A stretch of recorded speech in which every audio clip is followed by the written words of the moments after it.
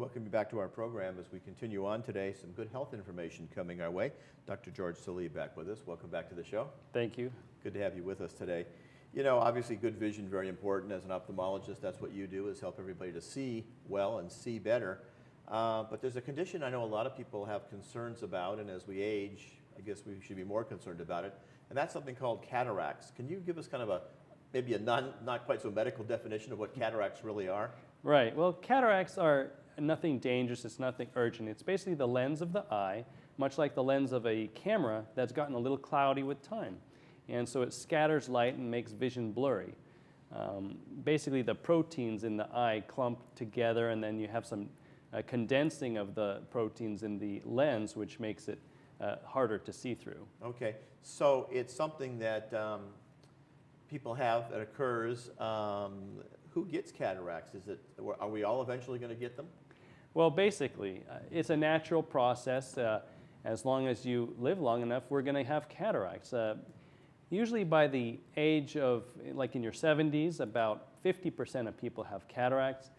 By your 80s, about 70 to 80% of people have cataracts.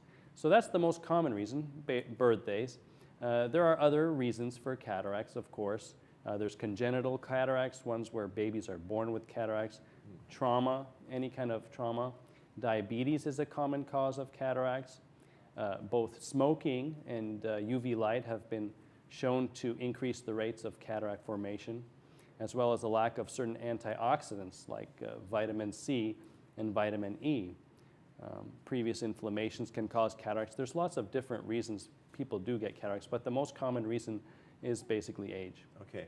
Obviously, if we're seeing our ophthalmologist on a fairly regular basis, every year, every other year, on a regular checkup basis, you're going to look. That's one of the things you test for, I guess. But would there be symptoms that somebody might experience? They might feel discomfort or whatever. How would they know they're having it? They won't feel any discomfort from a cataract, but they'll notice they won't be able to do some of the things they like to do on a normal basis. For instance, if you play golf or you play tennis, you might not be able to see the ball quite as well. Makes it hard to play. Yes. If you're reading, you might not be able to see the fine print. Driving, especially at nighttime, is a huge problem for people. One, because they say it's a little darker, and two, because of the light from the headlights tend to be, especially those newer ones, tend to be quite irritating and cause a lot of glare. Other things, such as sewing or threading a needle, might be more difficult. And in general, seeing people's faces, seeing street signs, things just become a little harder to see.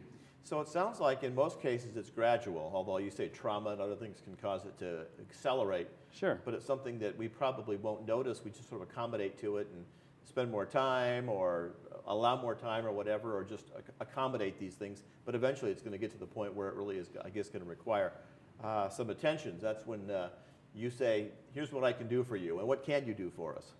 Well, it's not urgent. It's not a matter that you have to take care of. One, the first option is you can observe it. You can take care of you through eye exams.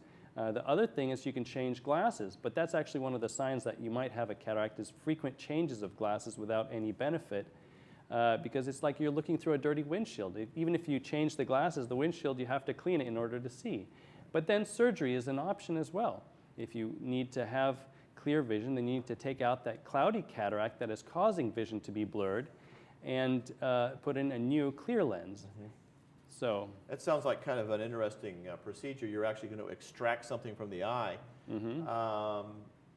How is that done? Obviously, the person's going to be hopefully knocked out to some extent for that. Right. When you start poking around our eyes, it's like pretty much people get uncomfortable with that. Sure. Well, the good thing is it's quite a non-invasive type procedure in terms of we don't have to put your whole body to sleep. It's not general anesthesia. We tend to put you under just topical drops, meaning just drops to numb up your eyes, much like we do in the clinic. They do give you an IV to make you very happy and very sleepy if you need to be.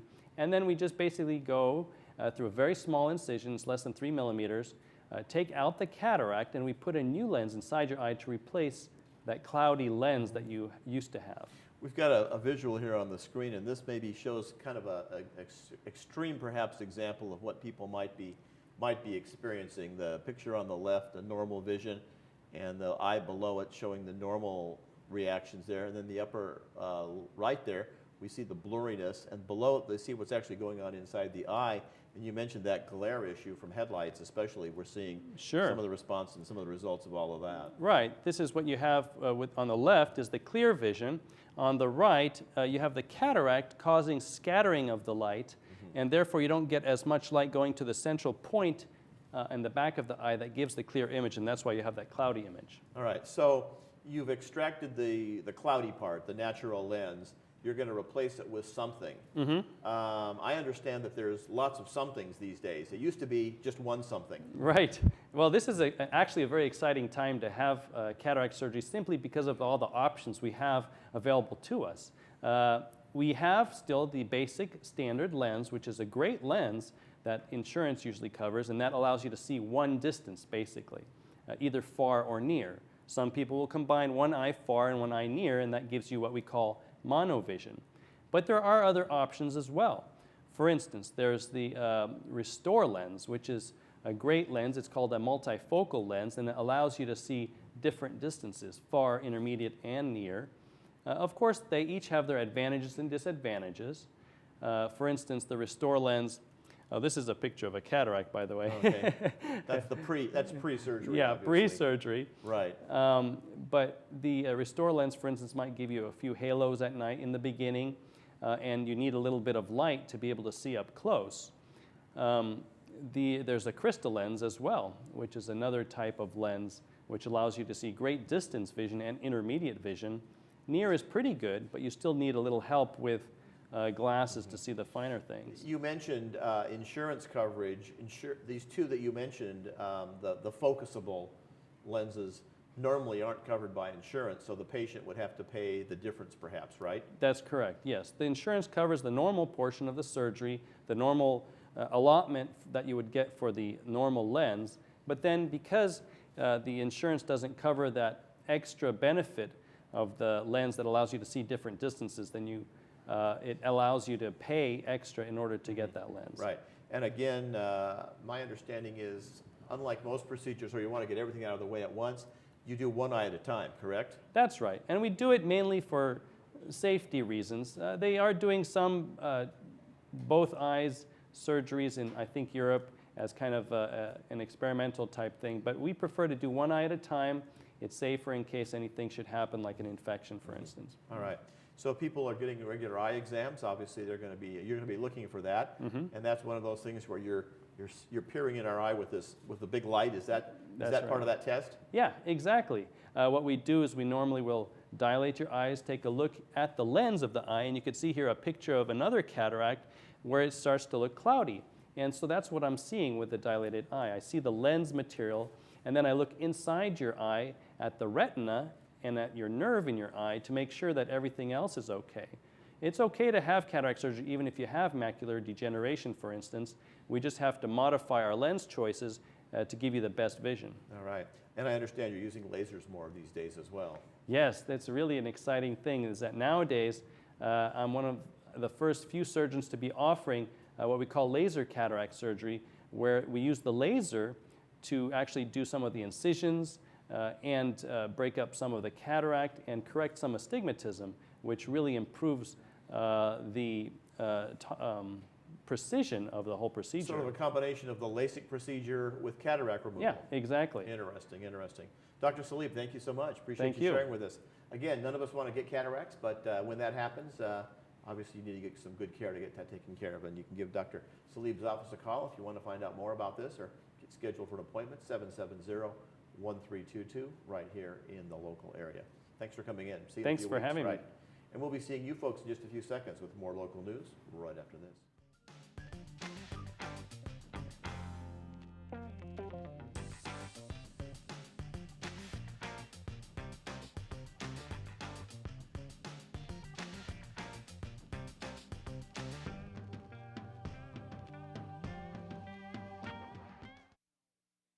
I couldn't see very good at all through my right eye. It was very cloudy, smoky-like, and I didn't know where I was going to find a good doctor. My eye was just fantastic. This is one fabulous doctor. I could never say enough about him. truly. I'd like to welcome Laguna Woods to my office. We help our patients maximize their vision and live their lives to the fullest. The Orange County Eye Institute is a comprehensive eye care center. See well, live well.